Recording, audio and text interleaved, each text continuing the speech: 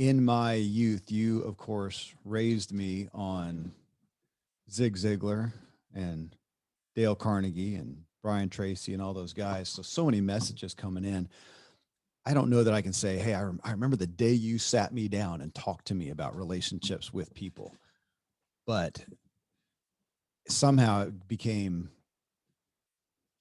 it was always I feel looking back like it was always implanted in there. You gave me the perspective, you guys did, or I experienced. I mean, that is from parents. We learn more just from exposure to what you do than maybe even what you say or whatnot. And I can't say why, but man, I came away with or into the work world and whatever, realizing that, man, the relationships with everybody, because that's what we're paramount.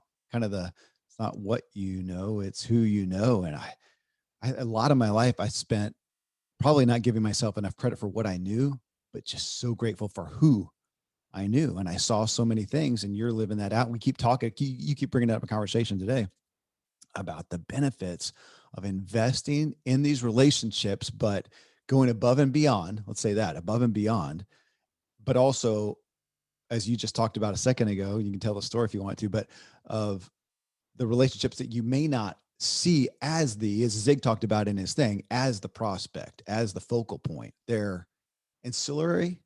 Is that fair to say? Yeah. Yeah. Maybe more in the background. Yeah, support staff Right. or whatnot.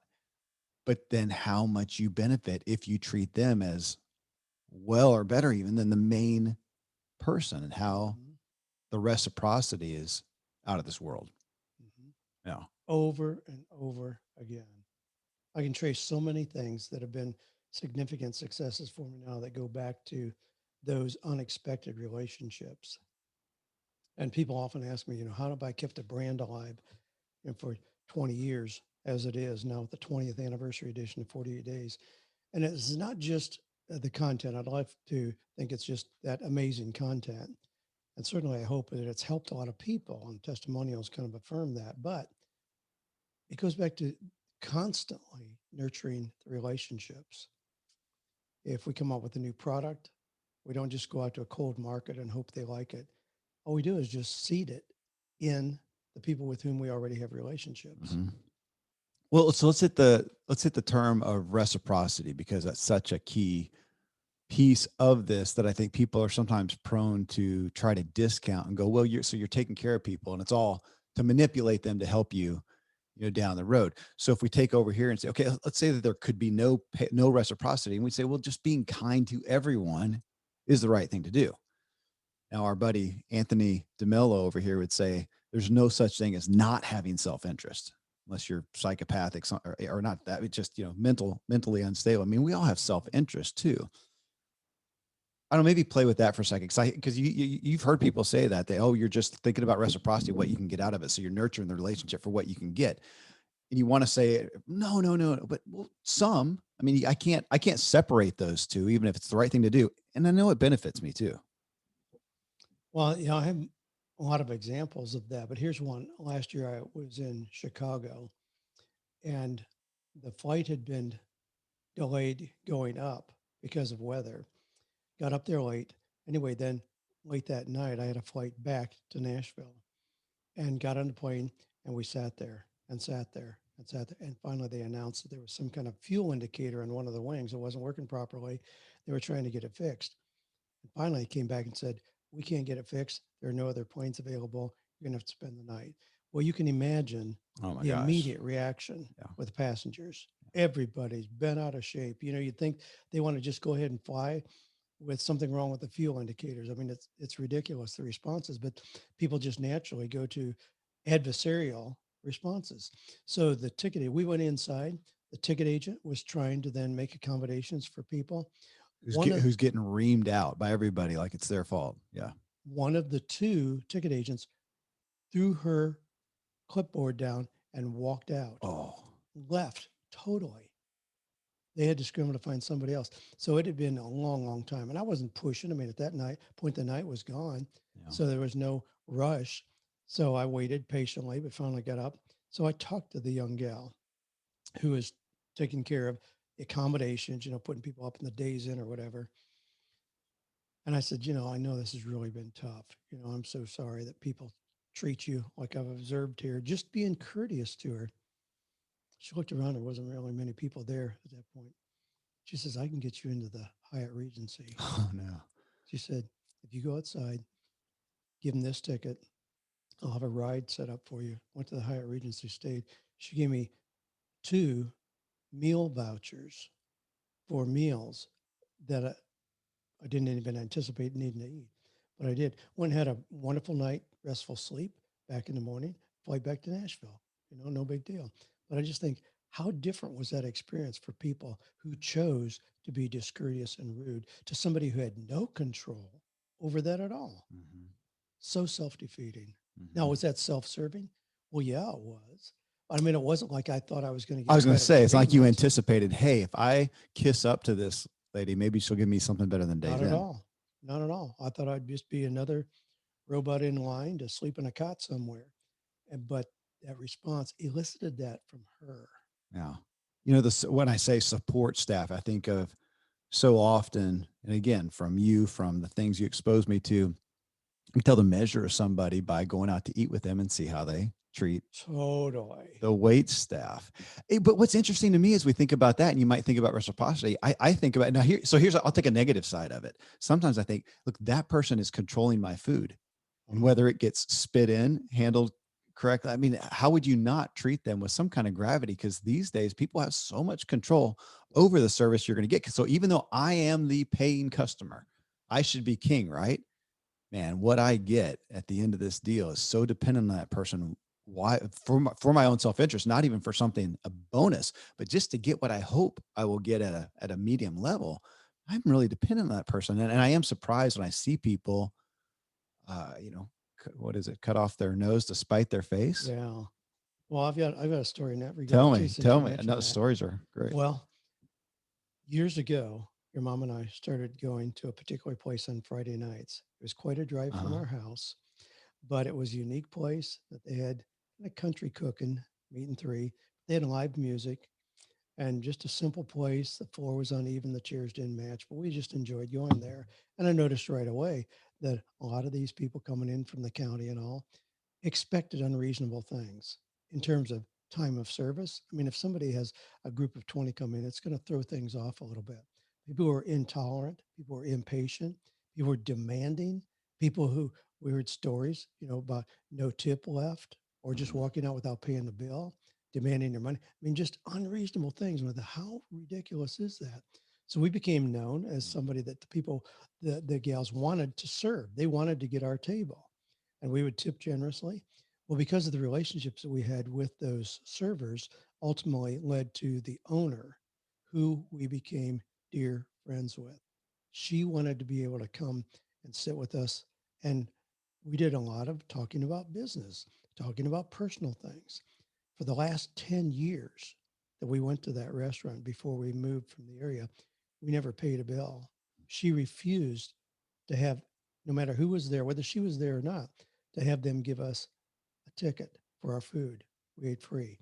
And we were very generous with her in other ways over time, in some ways that we, Generous, but it's also interesting because she didn't see you drive up like a pauper. Here you are in your Corvette. It's not like you can't readily yes, pay for that. So right. she's not doing it to help you financially. No, This is it her was way, just reciprocity. gratitude, Yeah. and because she valued so much the respite of not having to deal with unhappy customers to come and sit at our table and talk and share and hear what's going on.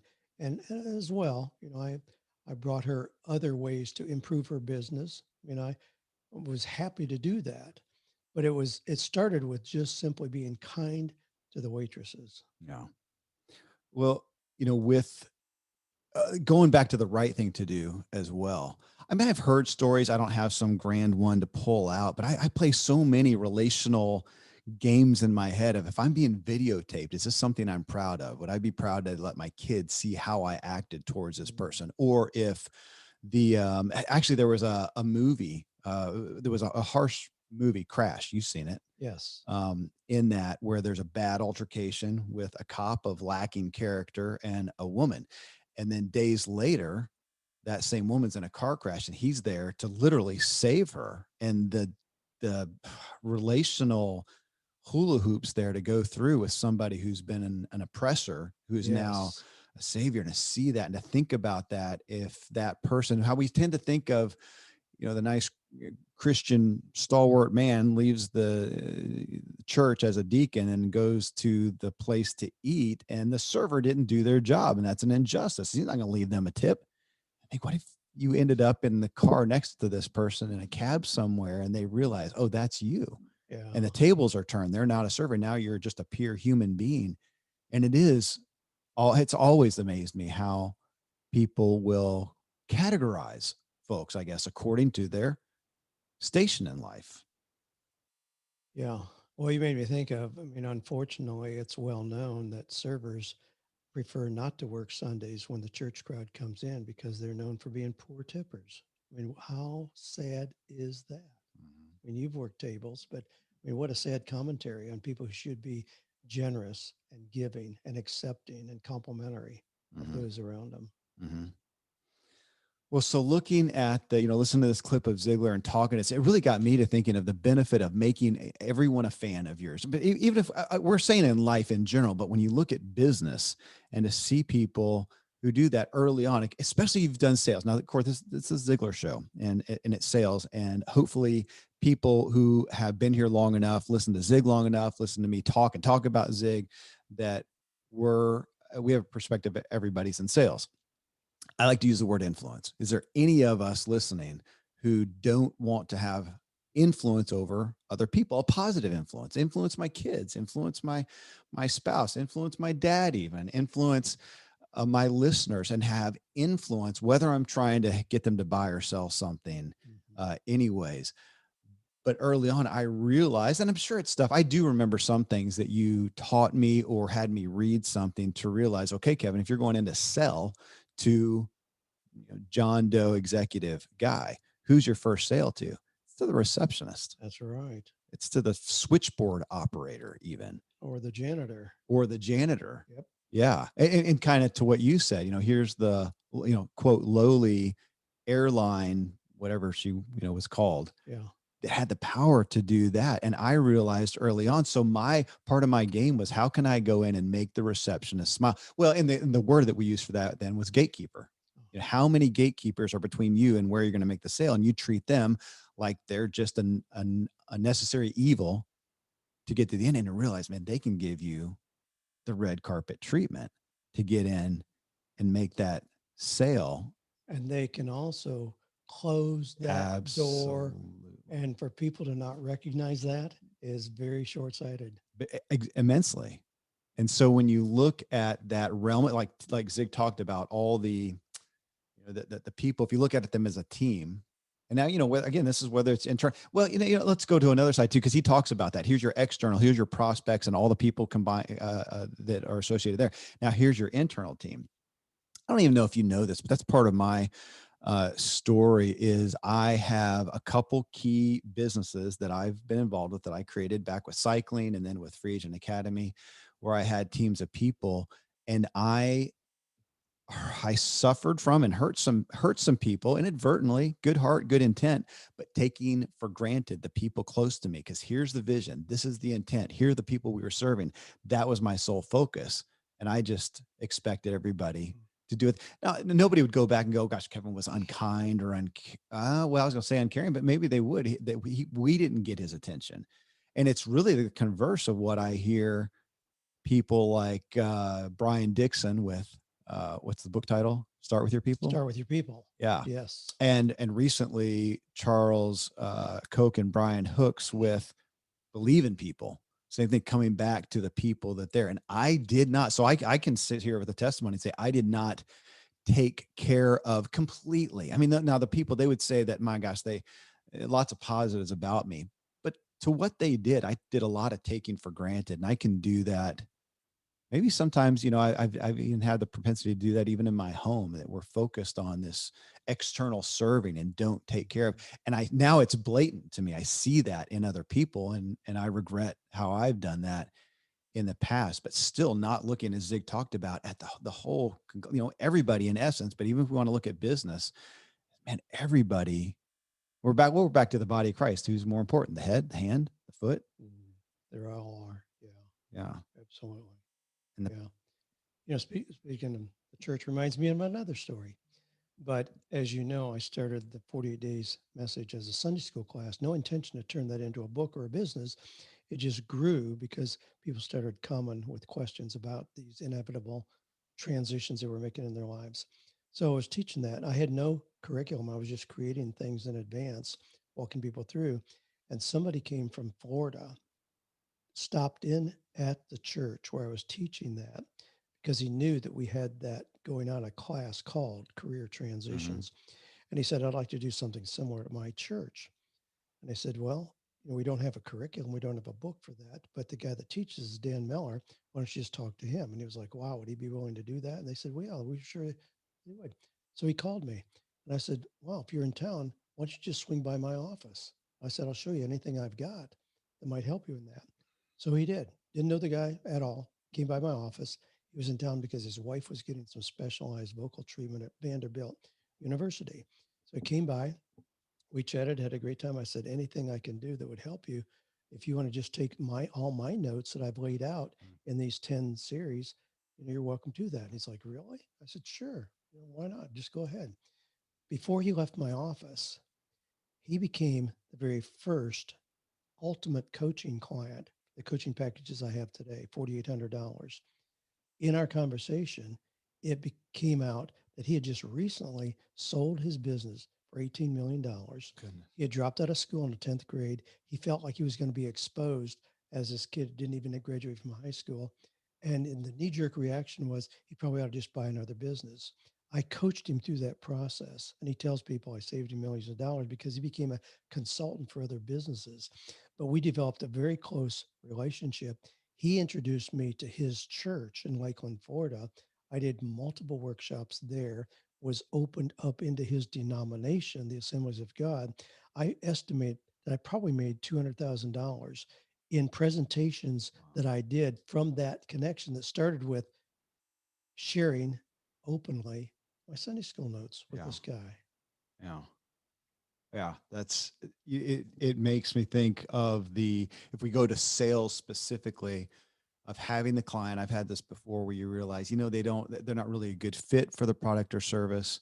Maybe it's not a good fit for them financially, whatnot, but caring for them, putting, as Zig would say, putting them, the relationship above the sale and doing that and saying, gosh, I don't think this is good for you. So here you spent the time, you invest in the person, you realize, I don't think it's for them. And you're talking them out of doing that. Now, often, of course, the interesting thing is once you start to talk somebody out of the sale, they'll try to Sure. talk their way back in. But I had a couple experiences early on where that person was so grateful for the character that they saw, just like you're talking about with this guy, Mhm. that they referred 3 to 5 people to me. I made so Mhm. much more off their referrals than I would have off of their deal because they knew they not only, and in the case of the story I'm thinking of, it was not only, it was deals far bigger than what theirs would have been because it was people that they knew, mom, dad, grandparents, whatever, that had a lot more money, and the deals ended up being so much bigger. But again, that aspect that I learned through you and mom of treating every relationship as gold, again, because first, because they're a human, but two, because man, in business, I just saw it. I just continually am astounded to see how people treat, to think, man, what goes around comes around. There's no way that that's not Wow. known. Now, and we're polarizing on the good and the bad. I think there's a lot of people that they're not doing it. They're fine. They're going to be fine with the server. They're not treating anybody unkindly or with a lack of love, but they're not doing a lot to really elevate and uh, leverage it. I've used that exact example though as a screening tool for determining if I wanted to do business with people. I had a guy one time who had come to me with a proposal and it sounded reasonable, and I said, "Okay, let's meet for breakfast." We went to Waffle House.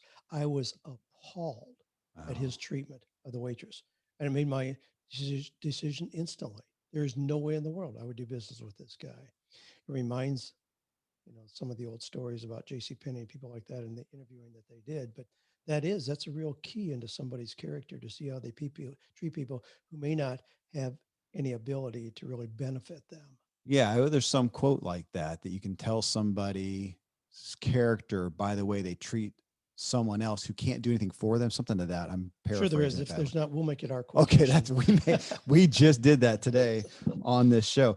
I and another big piece of this that as I was thinking through Zig's message on this, it reminded me in my head, I was thinking lifetime value of a client. And I went in and sure enough, it was from Customers for Life by Carl Sewell Cadillac. Yes. Legendary, Yes. legendary company. And him looking and he sees every customer not as a possible car sale, but as an infinite number of car sales. How many cars are they going to buy in a lifetime? How many friends do they have and have influence with? How many cars are they going to sell? So you walk onto their lot, you're $1 million. That's right. And they treated them that way. That's right. That's the one ultimately, Dad, that is one of the most astounding to me when I realized at the age of 50 years old, how many purchases I make in a given month, how many over a year, and how many big ones, whether it's a house, a car, or whatever. And it's really discouraging to realize how many of those people can I even remember.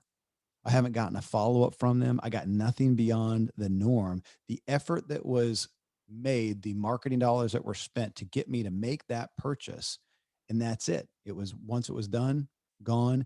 And now when I make that purchase, and it's actually here I want people to hear this. It's actually somewhat of a disservice to me. So here's a true story. It's kind of a nasty. Well, no, I shouldn't say that because somebody's out there that does this business. But guy's probably a millionaire. He takes care of my septic tanks. So I live at 9,200 feet above sea level, and we have clay in my little valley.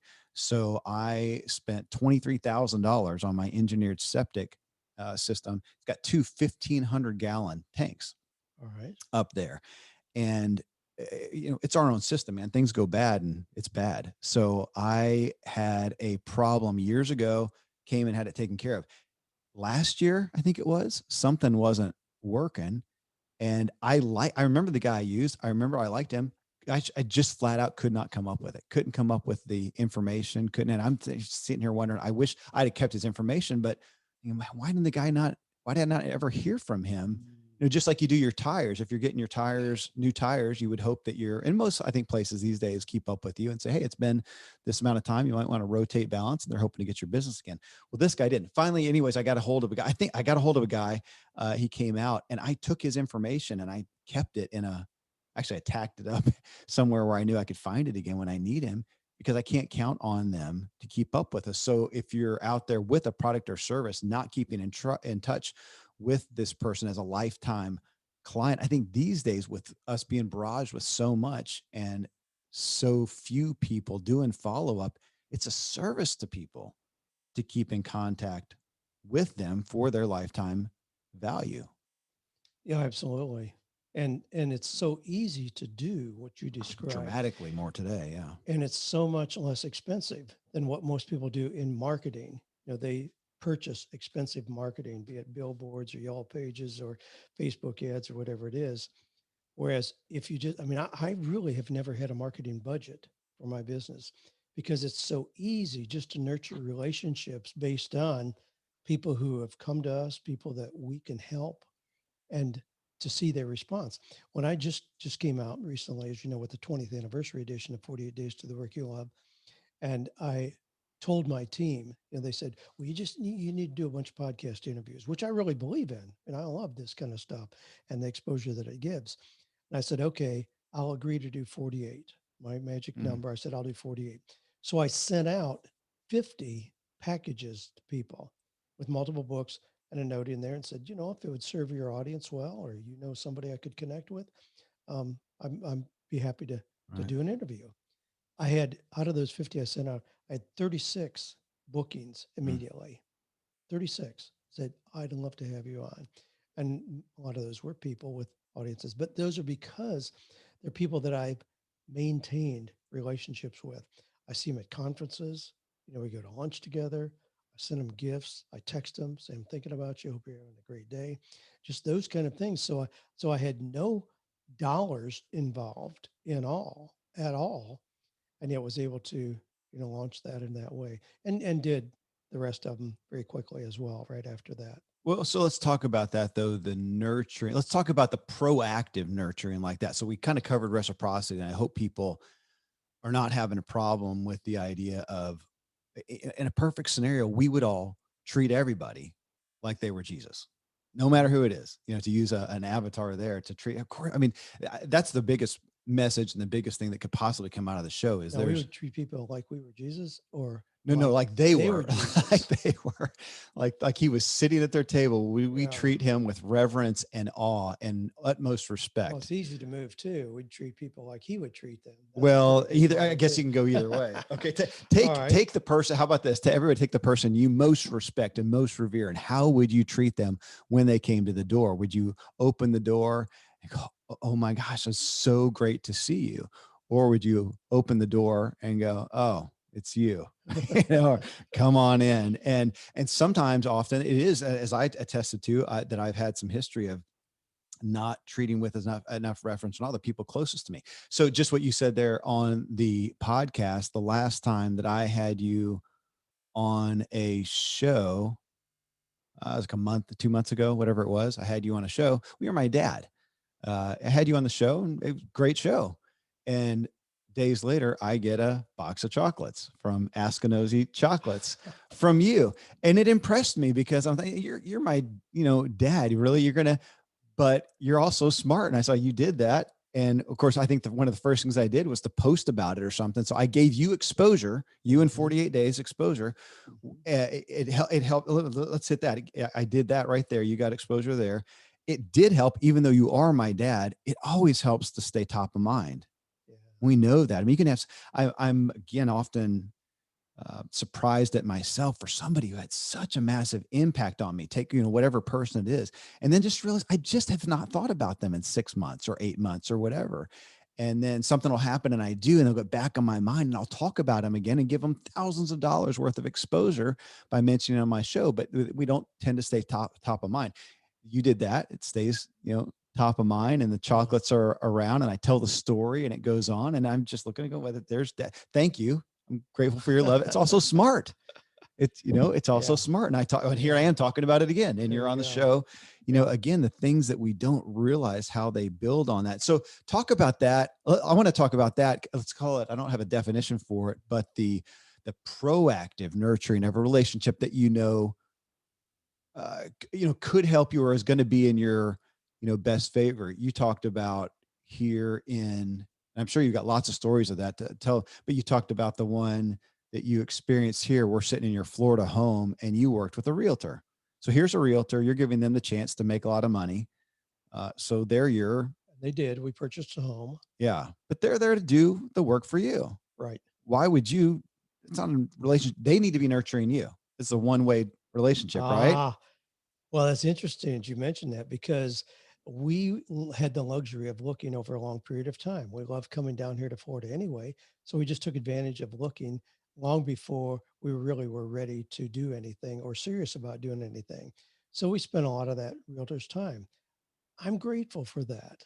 So in the course of that time, I sent him gifts periodically, various things, just thanking him. So right there, stop there. Uh-huh. There's you hired, agreed on a realtor. They're all out there spending their marketing dollars. Here's one, and they got you.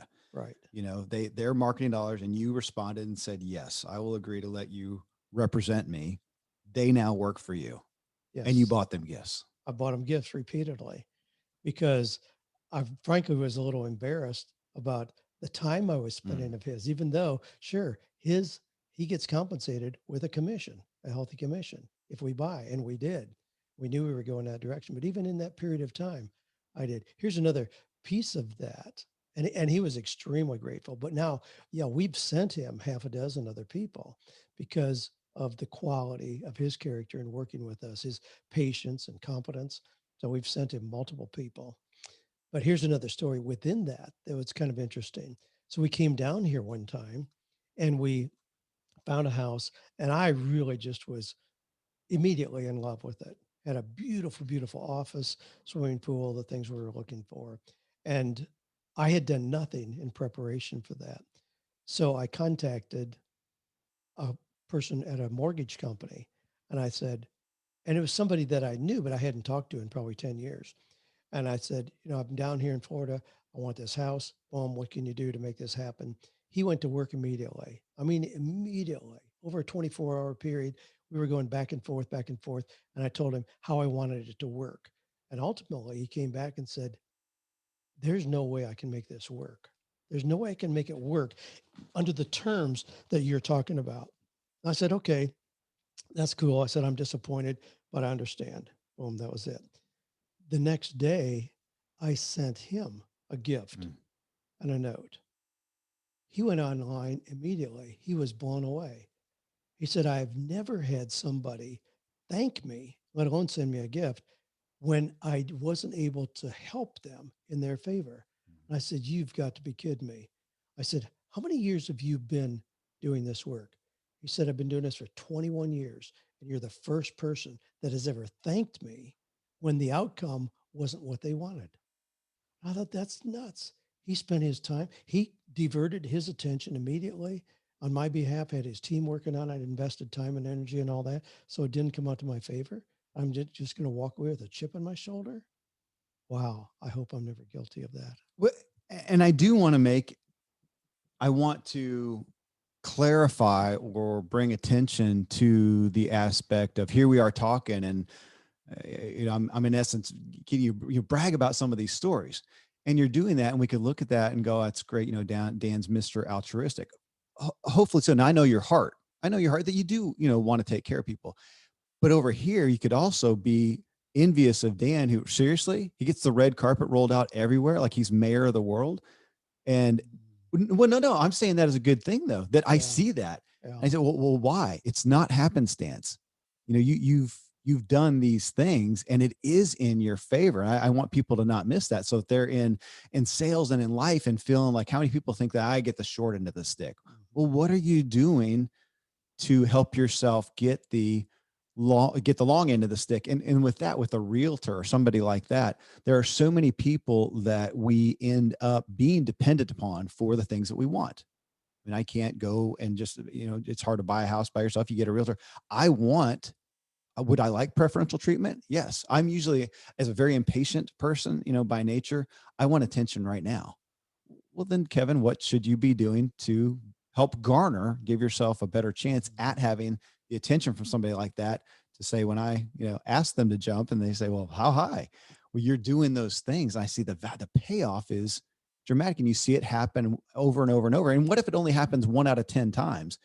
And that time is Yeah.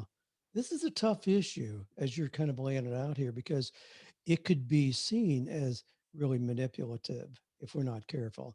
And if there's one thing that really kind of makes my skin crawl, it's the idea of entitlement. Well, I Mm, deserve this. I need, I should be able to go to the front of the line. I don't want to ever be in that kind of position. So it really has to truly be part of your character, part of your heart to serve. And of course, Zig would be the first one to step up and say that. Even selling is not manipulating or conning people into something mhm, you don't want or need. It's serving them well. Look for ways to serve people. But you're here at my house. You saw the yard guys come this morning. mhm, Well, I don't just say, you better work your butts off because I'm paying you every month. I go out there and talk to them. We mhm. take them lemonade. I tip them when I ask them to do, gee, I'd like to remove this bush. Well, I know it's part of their job, but I want to show appreciation.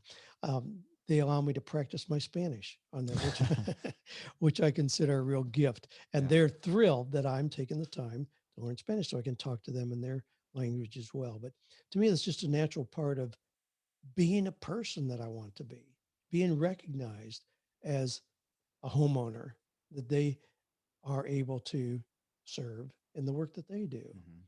So it's reciprocal, but I don't expect any big benefit to come from that or any big connections. It's just something that needs to be done. Well, it's a byproduct. I mean, it is a byproduct. Well, you go to Shanti Feldhahn, who I talk about so often, because her book, the 30-Day Kindness Challenge, she talks about being kindness, and I was gonna say her culmination, my culmination, the big thing that stuck out to me is the biggest beneficiary of me being kind to another person is me and just how I feel.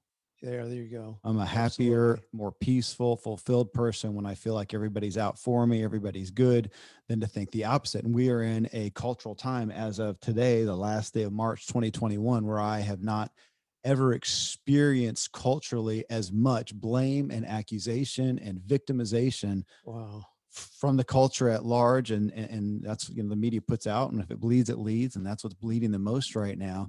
And we're at a time of that, and seeing on the other side the peace that comes from expecting the best, from being kind no matter what, whether it's deserved or not. I was reading Emerson Eggerichs here recently, Love and Respect, and he says we get so much biblically even out of the responsibility to love unconditionally, but it also says to respect unconditionally. Man, that's not common human behavior, to respect unconditionally. You earn respect. We say that. You earn Right. respect. But these are things that become habits. We know that if you repeat something over and over again, you don't have to make a new decision. It ought to be instantaneous in what your response is. And there's a term out there, certainly not original with me, but it's reverse paranoid. I mean, I really suspect that Hmm. everybody out there is trying to help me in some way. Well, that's not paranoia. That's a reverse of that. But I anticipate that. Yeah. If I meet somebody on the road somewhere or at a place of business, I immediately assume that we're there to help each other. How can I do my part? Even if it's a place where I'm going to go in and be the customer, Hmm. how can I leave a great impression with that person who took the time to serve me? Again, if they're paid, and I hope they're paid well to do that. During this Hmm. pandemic, the downturn, I mean, your mom and I have uh, made it a practice to tip very, very generously because we know that a lot of people who make their living doing what they're have way fewer customers than they're used to. Hmm. So there was a period of a couple of months where our policy was simply to tip at least the amount of what the bill was. Well, we just it gives us joy to do that. Again, what is to be gained from that, from my perspective? Am I looking for reciprocity in some way? And it's usually at the very end of the encounter with somebody we may never see again, period. But it's still just an opportunity to serve in an unexpected way. And I believe in the big picture. There's a lot of times when Hmm. we do something and we cannot connect the dots to how that would ever help us. Wow. Then even years later may come back and all of a sudden we realize there was some kind of connect the dot connection Hmm. from that benefited us in a big way. Well, let's come to that, the big picture. And I have so few of these, but 6 months ago or so, had a company that charged me for an annual fee for a product that I forgot I was even signed up for. It's in another business that I have, and I didn't pay attention to it. And it was a $1,400 charge. I Ouch. didn't know about it until I just happened to look at I don't even look at that bank statement that much. And I looked in there, I thought, what is that? And I finally figured it out. Oh my goodness.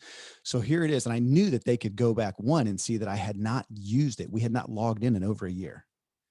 And two, I know that with charges like that, you're supposed to get, I think part of the law there's, you're supposed to get a, Little advance a little notice would be advance, nice. a little Yes. advance notice. And long story short, they claimed that I got it, and I don't know. I mean, could do a search in my thing and see I found the thing that said that you've been charged. Literally did not find the one. I looked in spam folders everywhere. The one that was supposed to come, 3 days Oh, before, I okay. couldn't find it. So I felt like I'm not confident that I got it. Either way, I haven't used it, and in my own economy, I hardly ever say no to something like that. Mhm. But I said, gosh, can you refund it? Bottom line, they refused it, and they kept my $1,400. Whoa. Well, and so, but there's a big picture of going, how far do I push? Because these are I even got in touch with one of the main VPs, and it's a company that a lot of people would know here in business. Well, let's trash them right now. Well, there you go. There you go. And And and, and I was and then they kept marketing to me, and I'm like, I was really disappointed, really, because I literally got in contact with one of the like second in line guy, uh-huh. and just really disappointed. I looked up who the CEO is, and it was a name I knew vaguely, and I thought, I can't imagine. But ultimately, big picture, is it worth me going after justice? to get this? Is this somebody who I'm going to end up on stage with someday at a speaking event? And what kind of blood do I want in there? So I was very clear that I don't believe that this is good business practices. I mean, this is unkind, but if you're literally not going to do that, I'm really disappointed. I'm not going to go diss you. I surely won't recommend you. And if it comes up, somebody asks me, I'm going to be honest, but I'm not going to go out of my way. And I think they even said the only caveat they said is we'll give you, you can still use the product for another year. I said, I don't. And I said, would you please pay it forward and give it to somebody else, which with their kind of economy, I don't know that they'll do. But it was still looking at that and go, what would I be proud of? Taking my stance and going after them. And first off, the emotional turmoil that I have and going after and trying to do that. Is it worth it? And then next, just wondering, yeah, that's what goes around comes around, and they probably know people I know, and how is it going to come around that I reacted to this thing? So I wrote an email that I said, would I be good if this was posted publicly? Yeah, I would. It was kind, it was tactful, but it was a chance to look at that and to look what's big picture, what's important here. Wow. That again is almost It's incomprehensible that my, somebody it would is, do that. it blew me away that they would Yeah. do that, even knowing. And I think I probably found a way to stick it in there. I actually have a big audience, a lot of Well, people I connect yeah. with. Well, they ought to recognize that. My gosh, with 50 million downloads But fourteen of hundred dollars was your apparently more important. voice. Yeah. Wow. And there was an opportunity for them to be so gracious. Are you kidding me? Of course we will. And we actually see that you didn't use it far beyond that. And you've been Yeah. paying this money. Dad, I just had it happen again with an internet company that we use in our high mountain thing. And I called in going, why is the bill so high? And they had started a new product over a year ago. I was on the old plan paying $100 more than people do for the same plan today. Wow. And they said, well, we'll correct that right away. What about the past year there, guys? Nothing. So what is Mm-mm. my desire? Do I want to recommend them? So we're so short-sighted as a culture and in business. We're so short-sighted. Well, again, maybe it's just because I've been around a while, but I see the repercussions of that, both positive and negative. To do things where you plant the seed that you may not see the benefit of for 10 years, but I'm so I'm such a believer in the fact that that will come back around. Mhm. And the other way as well. I don't want to be looking over my shoulder, for somebody's kid whose dad I offended 20 years ago.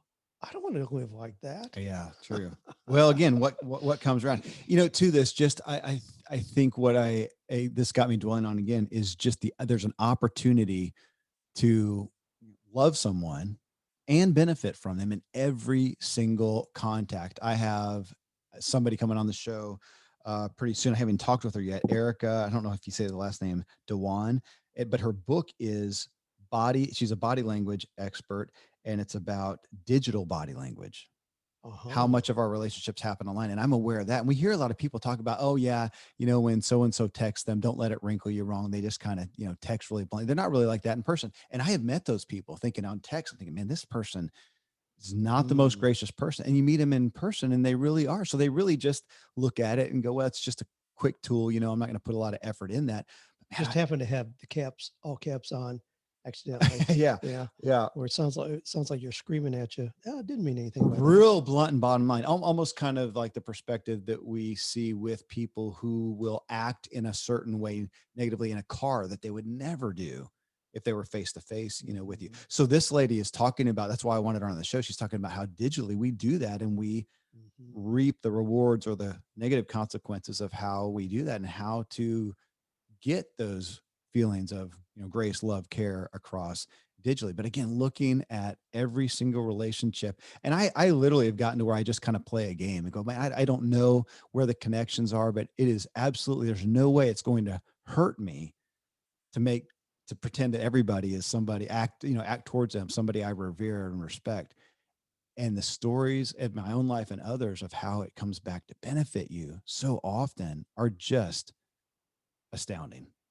Astounding. Absolutely. And I think we miss out. Such a small risk. There's no downside to doing it that way. And there's such an upside potentially.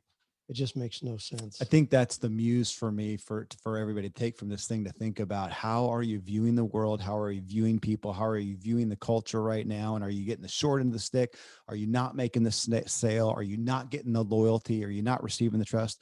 What are you doing to get it? And this goes to a show I did not long ago, that if we do the job, we provide the product, we provide the service that was purchased, and that's what we do. We do it perfectly. All we did was meet what the person hoped they would get anyways. Mhm. So that's not enough to get love, loyalty, respect, all those things. The red carpet rolled out. We have to go above and beyond, which you often do with box of chocolates. I mean, nobody else is. It's pretty easy to do, Uh, you know? Yeah. that's interesting. You pull that out as an example because I do that so automatically without thinking about it. And even though you're my son, you gave me the honor of being a guest on your show. That still stands alone as an interaction that goes outside of the fact that we're father and son. Well, good lessons as always.